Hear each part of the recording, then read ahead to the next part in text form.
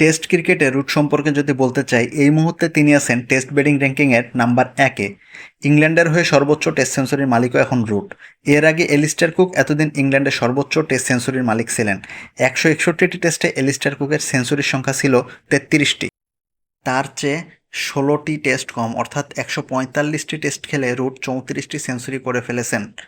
তার যে ফিটনেস এবং তার বর্তমান বয়স 33, এতে তিনি চাইলে আরও 2 থেকে 3 বছর অনায়াসে টেস্ট ক্রিকেট খেলে যেতে পারেন। শ্রীলঙ্কার সাথে ইংল্যান্ডের যে টেস্ট সিরিজটি চলছে, তাতে দ্বিতীয় টেস্টের 2টি ইনিংসে ব্যাক টু ব্যাক 2টি সেঞ্চুরি করে ফেলেছেন তিনি। প্রথম ইনিংসে 143 রান এবং দ্বিতীয় ইনিংসে 103 রান। এই মুহূর্তে 145টি টেস্টে তার রান 12,377। এই ফর্ম ধরে রাখতে পারলে শচীন টেন্ডুলকারের 15,921 রানের রেকর্ডটি ভাঙতে তার খুব বেশি সময় লাগার কথা নয়।